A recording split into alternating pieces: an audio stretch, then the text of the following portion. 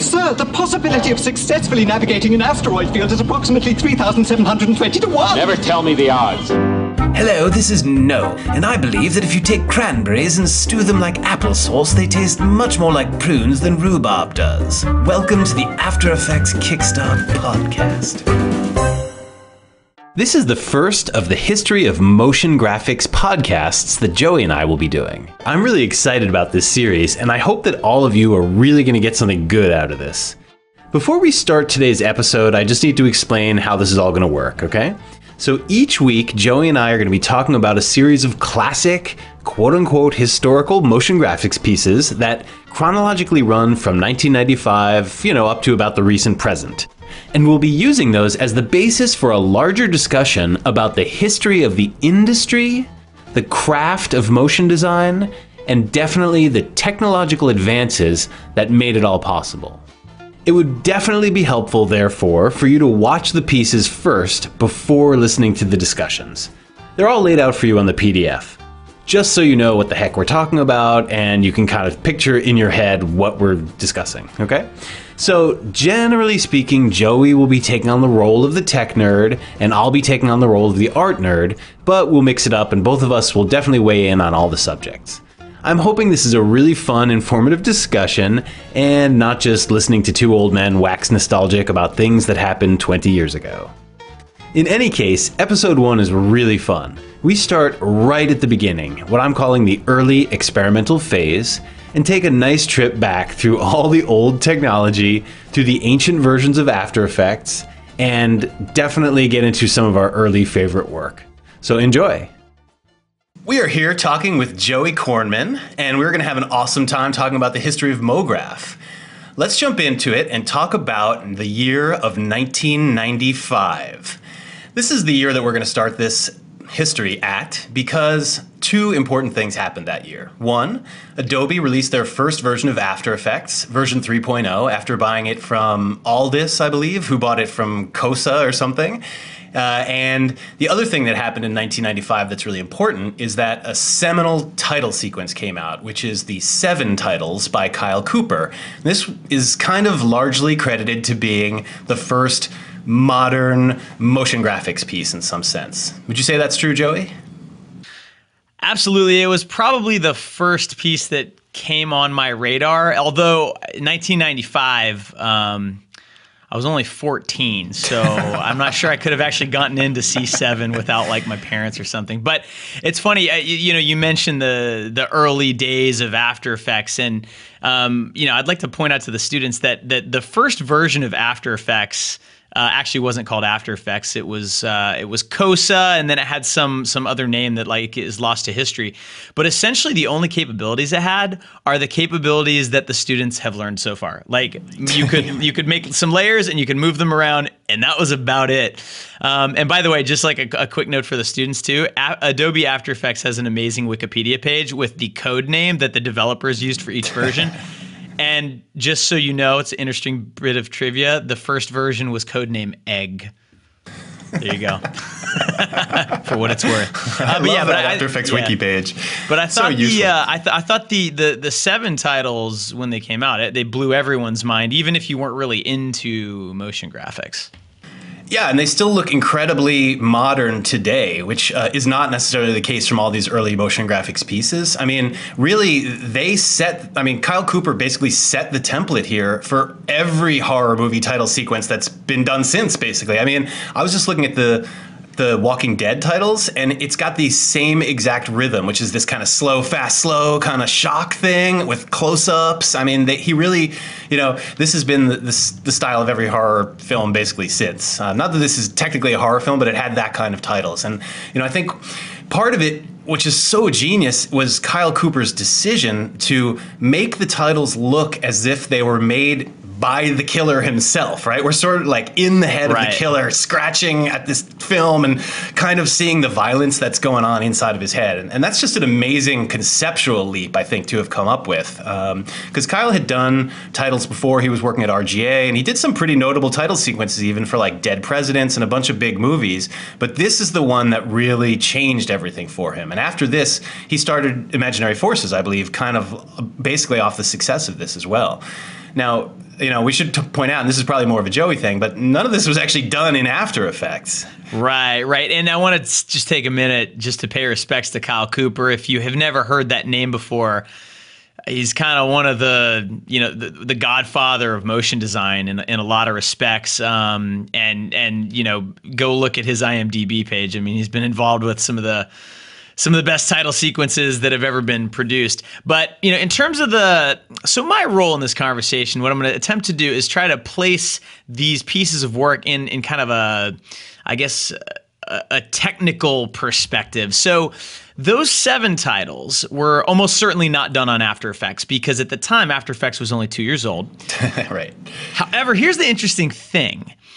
Even though After Effects was only 2 years old, and I think by that time it probably had, more features. I think, you were able to import Photoshop files, and you could have alpha channels, transparency and things like that. The code name was Nim Chow, and it was actually owned by Adobe at that point. It had, just bare bone functionality, probably though, could have still pulled that title sequence off. And that's the point I would make to everyone listening, is that those titles are amazing, not because there was some really fancy technology used. Absolutely. What was amazing about them was the mood. And, and there's a lot of things, the soundtrack and the sound design. You mentioned it influenced like every modern horror movie open. There's a show called American Horror Story that has a very similar, especially the sound design, with like these weird creaks and things like that. And so Kyle Cooper was sort of involved in all of that, but the aesthetic of it, I think it's interesting because at that time, there were limitations to what you could do. If you wanted to do animation from scratch and build things from scratch, it was incredibly expensive, incredibly time consuming. So in those days, it was far more common to shoot elements in camera. Those scratchy white titles were most likely shot in camera and then manipulated and composited in post, right? Absolutely. And nowadays you would just make them in Photoshop, or something like that. You'd use a Cintiq and do it. But back then, a lot of that stuff was still shot practically, and that gave it that grungy analog feel. Absolutely. No. And I think that's a really important thing to stress here, is that he was actually drawing on older traditions than what we are drawing on today when we do work. He's drawing on kind of experimental filmmaking from the 60s, in which they scratched up the film and ran it through projectors until it got all messed up and projected it backwards. And they did this whole big thing with optical printing, which I don't even think if that's like around today. I'm not even sure if people do optical printing anymore, but it's basically like you're shooting one piece of film frame at a time onto another piece of film, basically like from one projector to another, kind of essentially, and then you can put effects on that. And so then they would do things like slow down the film just a little bit in one projector while the other one was recording and things like that, just to get these basically analog effects that had been around forever. And so he was kind of able to draw on a very rich history of design, because he actually studied design with Paul Rand at Yale, if you Google right now Paul Rand logos, you'll see oh my goodness, it's like AT&T and ABC and Ford and IBM and UPS. And basically between Saul Bass, who's another seminal figure in the history of motion graphics, who you should also look up because he did all of Alfred Hitchcock's title sequences, for example. But Paul Rand and Saul Bass are kind of the two most famous mid-century graphic designers that really kind of cemented the look of American graphic design. So Kyle Cooper studied with Paul Rand at Yale and was able to he's like the painter that studied, how to paint realistically and then became an abstract painter. He's like the perfect person to have done this, because he bridges the gap between the old school tech and what's coming up in the future. And somehow he's pointing to what's coming up in the future in this amazing prescient title sequence. Just He's amazing. A genius, totally genius. Yeah. And so, I imagine that those titles, they look analog. All of those effects that they did, there's several shots where they did exactly what you said. They kind of have two copies of the shot and they're slightly offset, and it gives this weird, almost like you're drunk effect. And I'm assuming that they probably did a lot of that stuff in, there's a lot of older legacy compositing programs. One of them that was very popular is called a Flame, and then it had a big brother called an Inferno. We'll talk a little bit more about those when we get into some of the later projects.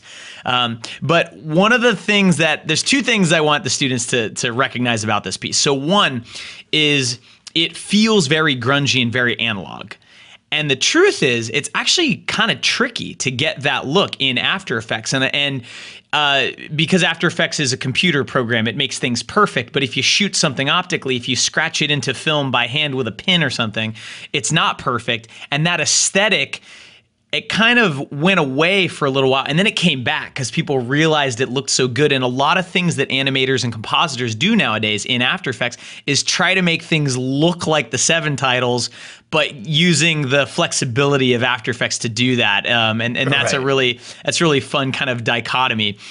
But the other thing, this is probably the most important thing, and it's kind of silly to say in a class that is, ostensibly teaching you After Effects. But this title sequence, more than any that we're going to talk about, I think it really proves to you that it's not about the software at all. You could have made the 7 title sequence with 0 computers. You could have literally done it the old way. You mentioned optical printing, which that was before my time, but I've read about it, and you cannot imagine a more expensive, labor-intensive, error-prone way of doing title sequences, but that's the way they were done. Right. And so, when you learn After Effects, and a lot of people taking this class, I'm sure this is their first foray into it, they're gonna learn After Effects. They're gonna be kind of mad with power once they realize what it can do, and it's easy. And I fell into this trap when I learned it. It's easy to fall into the trap of, well, you can do anything with it. So all I need to do is get really good at this tool, and you forget that the tool is just the hammer. You can't build a house with a hammer and no blueprint. You still need to think about the music and the concept and the design, all of those things. Absolutely. Here. Thank you for bringing that up. That's such an important point to stress, I think, right now at the beginning of everybody's motion graphics careers here, which is that, you can, Joey and I talk about this a bunch, but really good animation will not save really bad design. And whereas mediocre animation could make a really well-designed piece look kind of awesome. So, while we know that you guys are not taking this class necessarily to become designers because you're really interested in learning animation, we want to talk about design because we recognize how important it is to this whole process and how design and animation just fit together like peanut butter and chocolate. They're two sides. When we're talking about motion graphics, they're two sides of the same thing, basically. Sure, and I would say too, like the more modern name for motion graphics is motion design. I think by the time some of you are listening to this, you may not even hear the term motion graphics anymore, because motion design, I think, is more accurate, because it really is. It's two sides of the same coin. You've got animation, you've got design. One without the other doesn't do what we need it to do. Yes, and and many other things as well. This, like we said, this has a perfectly suited score, so that's one thing. Motion graphics in general is kind of this medium where you can bring in music, you can bring in art. It's sort of a collage medium to some degree, which especially we'll see in a couple of the next pieces. But this has perfect editing, it has perfect music. It's also, the first film of a director who would go on to establish himself as this highly aesthetic director. So I assume David Fincher played a large role in this as well. And so I just think it was a kind of a perfect storm of things coming together. But yeah, I think at heart, the concept is more important than the actual execution to some degree or other. Totally. What makes it great. Totally. Yeah, it holds up. It holds up for sure. So now, so we're in 1995, and now we're going to fast forward. It's funny. This is actually like my high school years, 95, 99, Joey graduates high school. And all of a sudden, no comment about Noel. I was in grad school at that point. Noel has better hair than me, though. Okay, so Noel, what are we talking about next? Where are we going after this? Okay, so we're going to talk about a music video by a British art collective named Shinola for a group called Uncle, which I believe is DJ Shadow's first group. And the video is for a song called Guns Blazing. And this isn't necessarily a seminal work like Seven or some of the other pieces we're going to talk about, but I think it's a really good representative work of the kind of thing that people were doing with motion graphics and After Effects in 1999. Now, these guys at Shinola, they were lucky enough and they were ahead of the curve enough that they actually studied some computer animation and hand animation at school. So they already were familiar with CG animation a little bit. So they were able to pick up After Effects right away. Now, in this piece, they're kind of using it more as a compositing piece, and they're just throwing the kitchen sink at it. But again, I think this really shows this kind of scattershot experimental phase that we were in the late 1990s. there wasn't an established motion graphics style yet. Let's just say that. And people from all disciplines were approaching this. Filmmakers and computer people and designers, and they were all bringing their own aesthetics. And also, I mean, Joey can talk about this more, but they were up against the limitations of what they could literally do with the program at this point. So, Totally. that's an important part of what makes this aesthetic.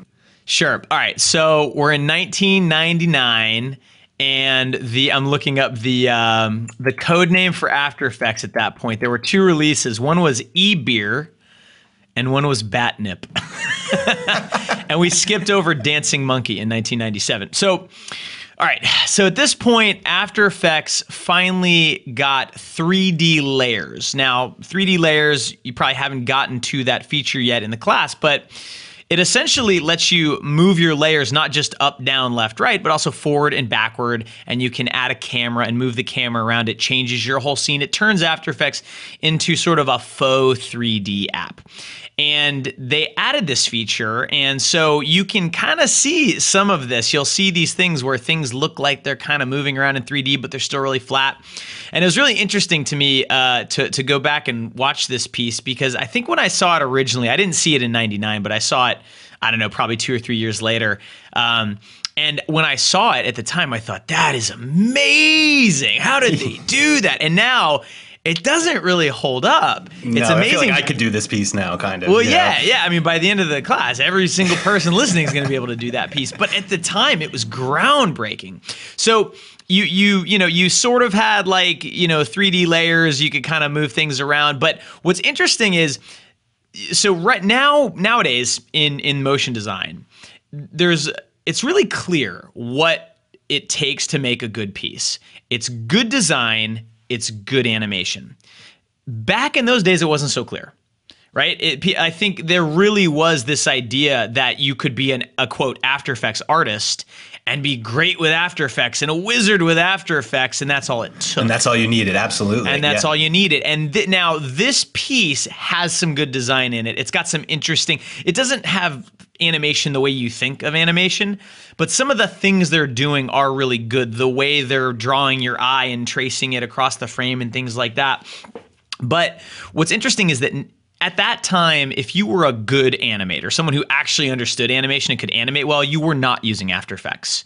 You were most likely, in 99, probably still drawing. Drawing frame by frame or transitioning it to CG, because that's when it really started to take off. Right. And we see both of those things at play in this video itself. I mean, they're doing hand-drawn stuff. And, some of that was what seemed really amazing. I still think the transition with the space shuttles, though, where they blast into a million different directions is kind of MoGraphy. That's the big moment that I really took note of that particular moment. It seemed like it pointed ahead to the future a little bit. Wow. Yeah. Well, and you mentioned they threw the kitchen sink at it. I mean, that's exactly what they did. It's kind of like, let's blink this thing on and off, and let's use this effect, and then let's invert everything, and then let's move this thing over and scale this thing up. And they did it in a way that, you can tell that they had a really good eye for design and composition and pacing and things like that. They managed to make something fairly watchable. But there was no smooth, buttery, you go look at work now by Oddfellows or Giant Ant or Vuko, and it's so smooth and buttery, and the animation is just so finessed, and the design is spot on. And this had none of that. This was essentially if someone made this now, and no disrespect to Shinola, I mean they were I worshipped them back in the day. But this now is YouTube tutorial quality. I mean, this is kind of it's amazing how far it's come. Some other just interesting notes about After Effects at this time. One of the high horse I always like to get on is animation. That's kind of my thing. And the way you do it in After Effects or any animation program is with a graph. You use an animation curve editor, and that didn't exist in After Effects at the time. So even if they wanted to have nice, smooth animation and tweak it and have follow through, there really wasn't a good way to do that anyway. Yeah, it's true. And the other thing too, we talked about it a little bit with 7, was that when the 7 titles came out, everything was still kind of shot in camera and then composited. It wasn't there wasn't a lot. There wasn't a lot like created digitally. I mean, you look at the stuff Saul Bass did, like even that stuff was shot practically, even though it kind of looks like it was, right. You stop motion to move the graphics around. Exactly. Like he was cutting things out and putting it on a table. And so I think that mentality still existed, where there was still the idea that you have layers of things, and it's the way you layer them that creates the final effect. Right. And so that guns blazing piece, it's layers and layers and layers and more layers. And it's just done in a way that would be very painful to do analog. To actually use like a reel-to-reel tape deck or some old school technology to do it would take months. But in After Effects, you probably do that in a week. Just like tons and tons of keyframes, and there you go. Yeah, right. I really feel like with this piece that they're maximizing what they're able to do. And that's, I think that's like a really fun thing to see in a piece and to recognize about a piece. They are, like we said, they're throwing the kitchen sink at this, and they're doing it on purpose. And I just feel like it also shows like a certain enthusiasm too at that time for like, this was new, this was cool, let's like experiment with this crazy new thing, And I mean, just from a technical point of view, I can't believe there wasn't a RAM preview in After Effects when this video was made. How is that even possible? It says in 1999, RAM preview comes in. What did we just render everything and then look at the render and then get back into After Effects? Yeah, well, it's if you had used animation software. Okay, so I was a huge dork in middle school and high school. Exactly. Thank you, Noel. Thank you. I threw you softball and you teed off. So I am a huge dork, but I was even back then. And so I was playing around with animation software when I was 12. I was pirating 3D Studio Max and all that stuff. Wow. And even there was even 2D animation software before After Effects. I don't remember the name of it, but there the idea that you could just hit play or hit a button and then 30 seconds later watch it in real time, that didn't exist. It was either it could play it in real time or it couldn't. And if it couldn't, you had to render it. Right. So the concept of a RAM preview, it seems so obvious now, probably wasn't obvious back then, Gosh. Yeah. It seems so long. I mean, I can't believe that we didn't have that. It just seems like that's been with After Effects forever. I'm just surprised when I saw that, And even the things that they put in first, that they had 2-point motion tracking before they had a RAM preview. I mean, that's just backwards. What the heck were they thinking? Well, but it makes sense if you think about it. And this brings up another interesting point about this time. So I think the 2-point tracking thing is indicative of the mentality, which is, we're going to give this artist assets to composite, and they're going to need to combine them in interesting ways to create motion graphics, not they're going to use shape layers and slick animation and good design to make something beautiful. That idea just didn't really exist in motion design. You're right. In traditional animation, of course, it did, and it took years for it to make its way over. Right, so, and this had already kind of hit desktop publishing already by this point, too, because, that digital revolution. Here's a pop quiz for you, Joey. Okay.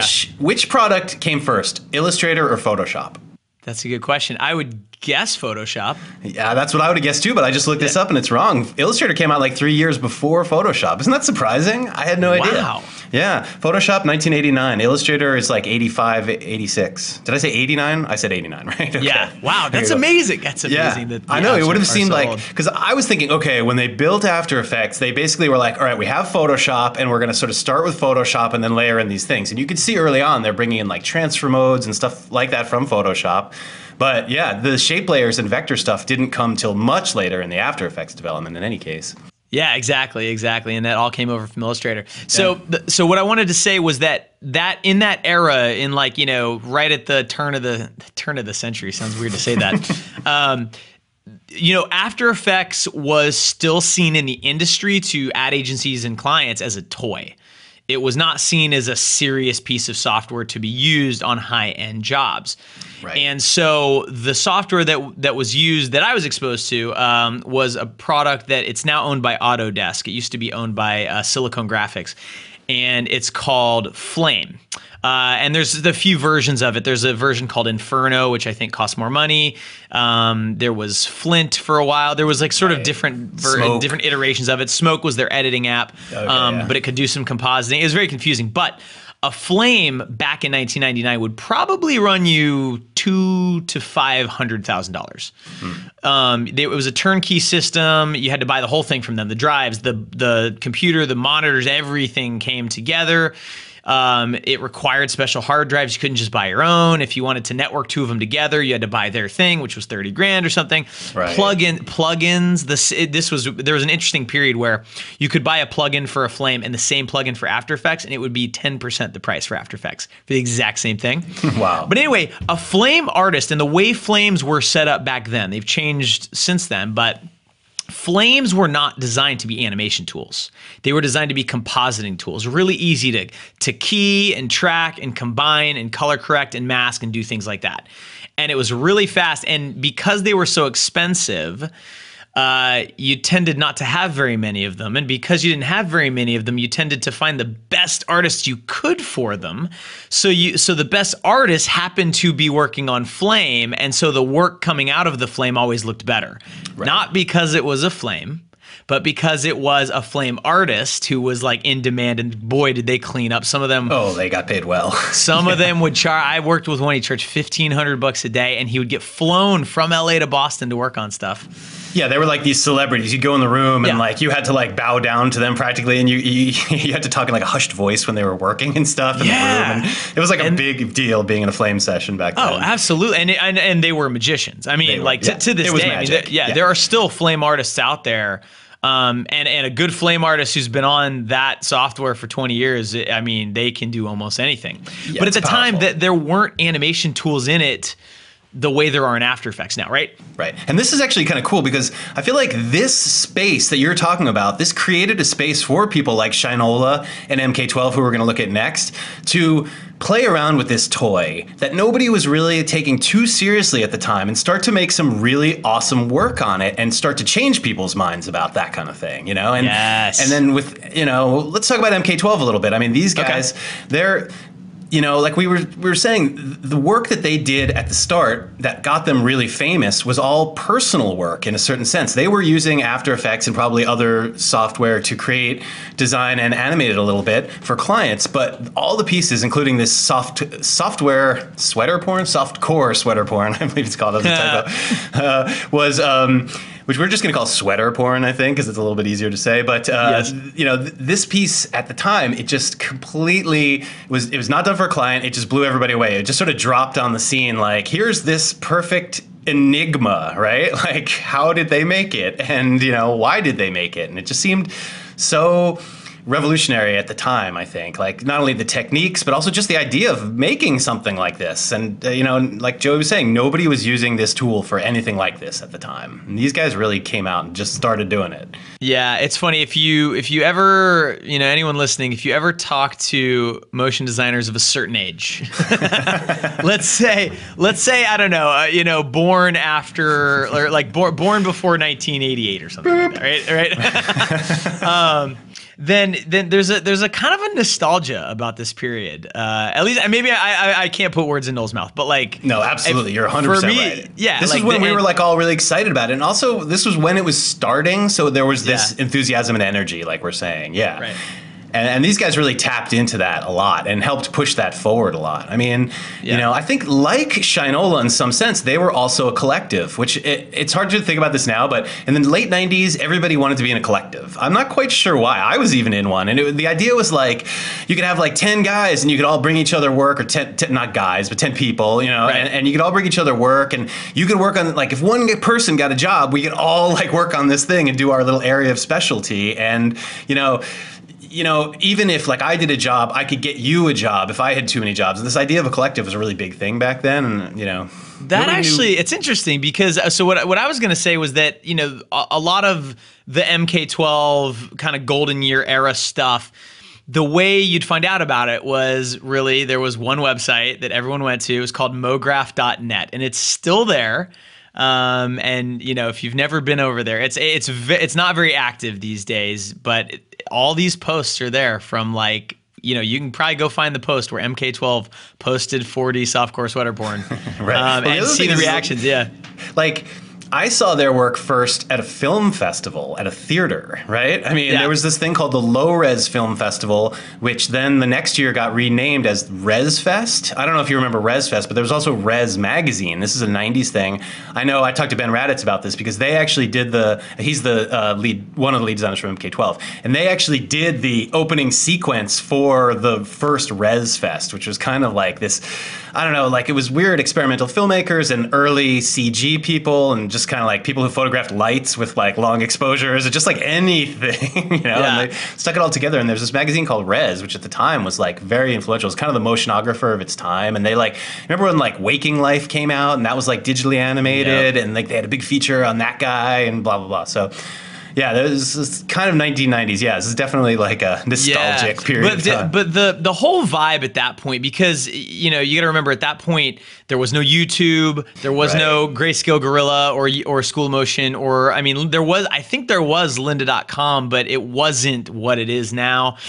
And there was certainly Trish and Chris Meyer. It was Trish and Chris Meyer, which you know, the mama papa of you know, people learning After Effects. Totally. However, the After Effects that they taught was the basic After Effects. It was how to use After Effects. You can't do what MK12 did taking that class, right? And so there on MoGraph.net, on this message board, there was like, it's crazy because you look back at the names on it and they're all running studios now and they're all winning motion awards and stuff. And at the time, everyone was on there trying to figure out how MK12 did that thing. How did Shiloh do that thing? How did Buck do that thing? How did PSYOP do that thing? And it was that 4D softcore sweater porn.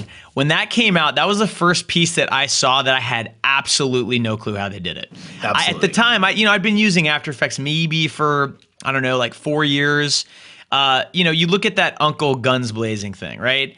Even if you don't know how they made the 3D animation in it and you don't know how they did the cell animation in it, you can see how they made it. They layered things, they'd move them, they'd turn transparency on and off.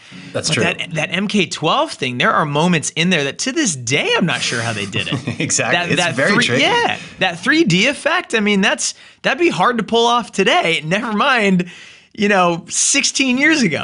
It's crazy. Without a RAM preview. Without a RAM, yeah. Yeah. Well, by that was 2001. So they had RAM preview then. They did have RAM preview then. They had 3D layers. They had cameras, which you could see used all over that piece. But there was no tutorial sites. Like, I remember there's a type effect in there where you see this piece of type and it gets animated on, kind of drawn on in this like strokey kind of way. And if you saw that piece now and you're like, how'd they do that? You'd get on YouTube and in 10 seconds, you'd know exactly how they did it. At the time, nobody had a clue how they did it. There's a School Motion tutorial about how to do it now. Like there's one on every tutorial site. But at the time, it was like everyone was racking their brain. How did they do that? How did they do that? And then every once in a while, they'd hop on the message board and they'd tell you, and then everyone knew how to do it. And it was really this feeling of like, it's us against the app. We're trying to crack the code and no one's helping us. And that's why it's interesting you mentioned the collective thing being really popular, because it was almost like a kibbutz. It was like sharing of knowledge kind of a thing. Yeah, it was a very cool nostalgia. Yes. Yeah. So another thing about that piece, by the way, so when it came out, it's obviously very strange and weird and experimental, but got them on the map. Got them a lot of work.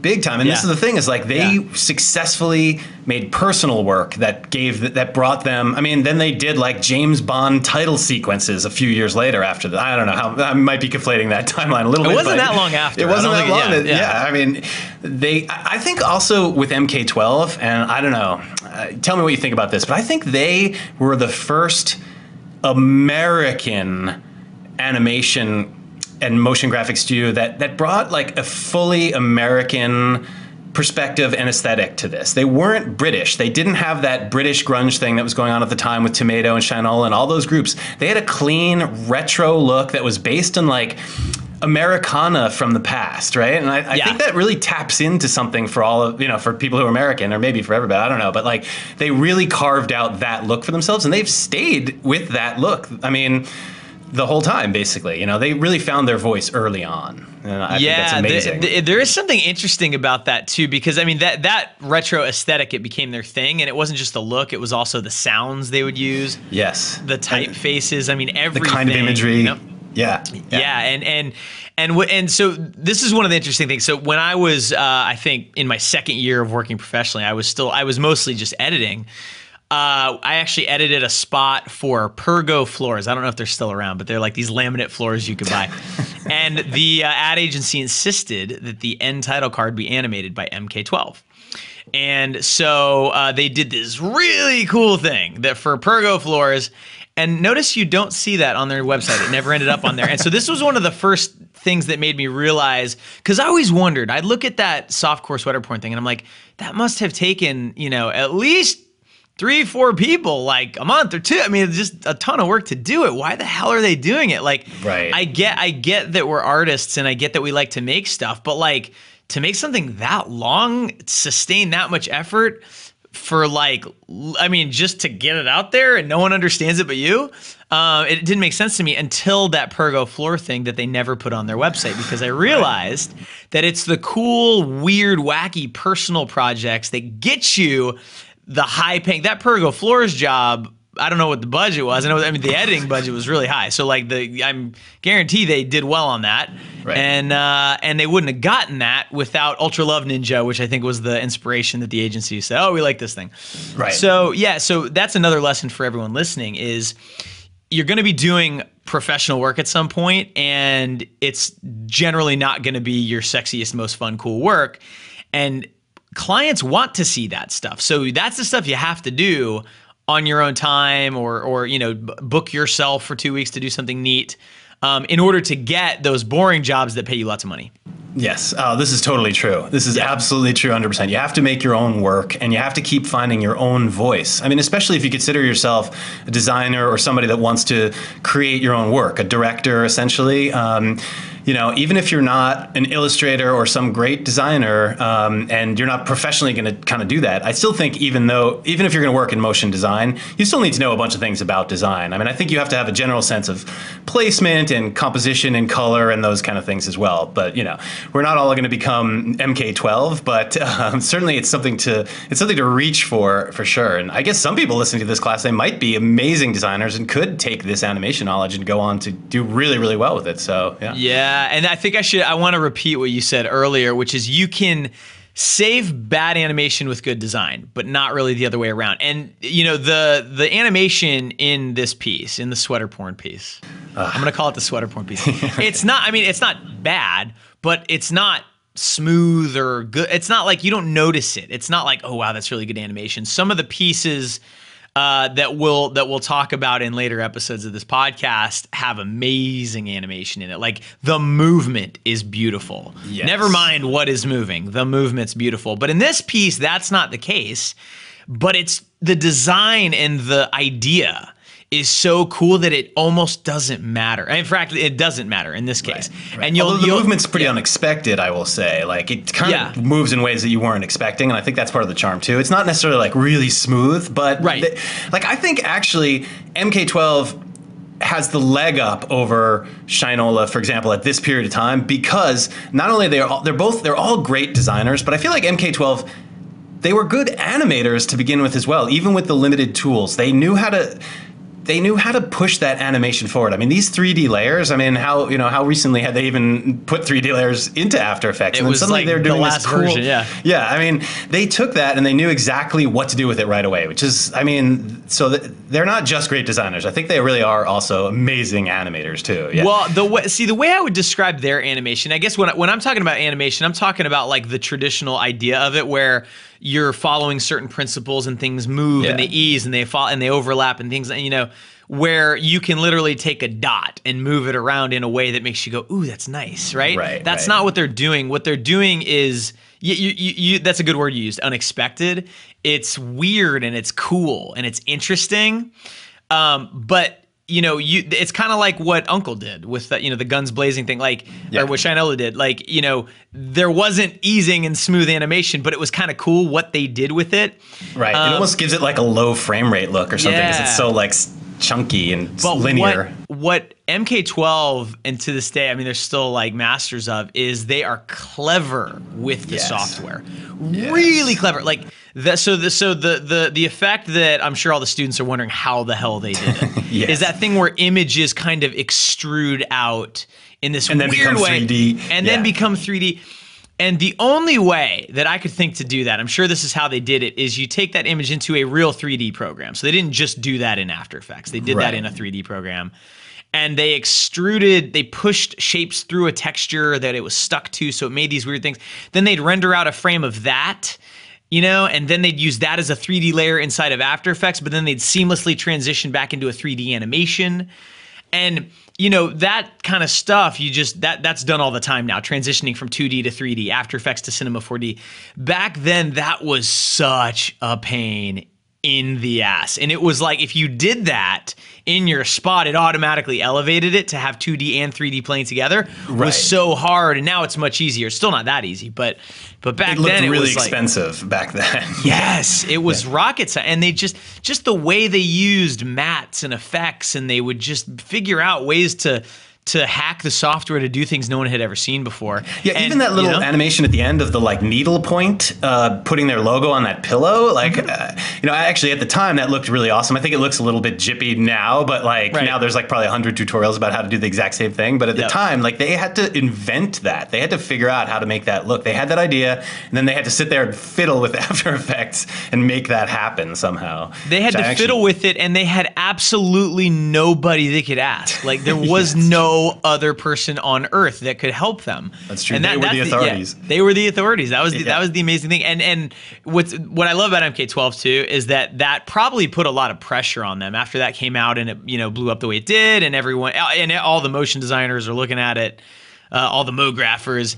And then they got to do the next one and the next one and the next one. And everything they do is great and weird, and the retro thing that became their calling card, man. In fact, if you look on Vimeo, on the Vimeo page for this softcore sweater porn, all the comments are like, this was the piece that got me into MoGraph. There's starting 7 years ago, there's comments like that, and they go up to this day. I mean, we can't really stress. I mean, MK12 invented genres of motion graphics when they made pieces back then. They did this Macho Box, and they were the first people to do kinetic type piece, for example. That tradition is still going on from 15 years ago when they made that first piece. I mean, they were just way ahead of the curve, and I think they're just geniuses. I'm not quite sure how. And one more thing I want to say about this piece too. So this piece, I mentioned an ad agency hired them to do a thing for Pergo Floor. So MK12 was not just MK12. There were other studios at the time doing this, but MK12 was one of the studios that started to legitimize After Effects as not just a toy.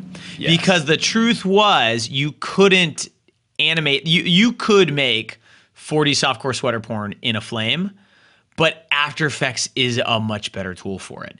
And they discovered and almost helped invent this aesthetic. And you look at this now, and there's a lot of pieces of this that feel, like they could fit in an explainer video. I mean, a lot of it's experimental, but the vector shapes, some of the transitions, the type, the way things animate on and off, some of that stuff, you can see traces of it, in work today, but a flame, the way it worked, made it much harder to do these things. So flame artists didn't. And all of a sudden there was this aesthetic that you could do in After Effects that you couldn't do any other way. And it really helped push, us working class After Effects animators forward and got us more opportunities. There was this weird phase. It actually began this weird phase where I was an After Effects artist, I think not in 2001 when this came out, but probably in 2005. And probably up until about 2008 or 9, where that, clients thinking the flame or the more expensive software was the answer, that was still around. And there was this weird phase where I would animate stuff in After Effects and then give it to a flame artist to touch up, just so the company could say it was done on a flame. Right. They needed to justify the money they spent on that huge box. Wow, that's a whole nother podcast, my friend. I'm glad you picked this one to talk about, Noel, because this one is definitely historically important. Yeah, Yep. it was a huge piece at the time, definitely a big bombshell. Like really, all of their early stuff was. It was hard to actually limit it to one of their pieces. I mean, it just kind of came down to this one. But yeah.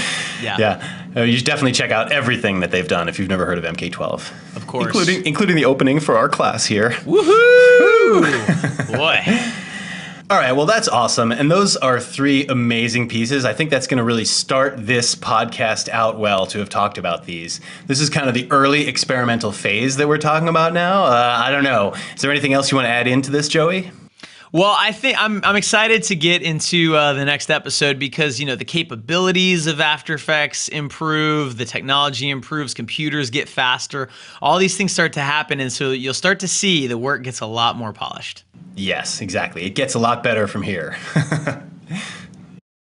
Okay, that was awesome, right? I love all 3 of those pieces, and I think they've really aged pretty well. Maybe the Uncle Guns Blazing video, not quite as much, but the other 2 are total classics. Anyway, I hope you're inspired. This really transported me right back to those years, before motion design was a thing, which is sort of hard to think about now, but, it was all just developing, and we didn't even have HD TV yet, and the idea of video on the web was kind of like science fiction, and, nostalgia. Anyway, I think this is all really interesting, and as you'll see as we move forward that the industry is going to change a lot, and obviously the technology changes a lot, but also it's really cool to see the way people and studios start to approach motion design differently because of all that, and just the way things keep shifting around is really interesting. It doesn't all gel together quite yet. So next week we'll definitely be looking at an industry in transition as studios and individuals really, I think, begin to realize just what's going on here with this motion design stuff, right? So thanks for listening, and just remember, if you still think that stewed cranberries taste more like applesauce than prunes do, drop me a line.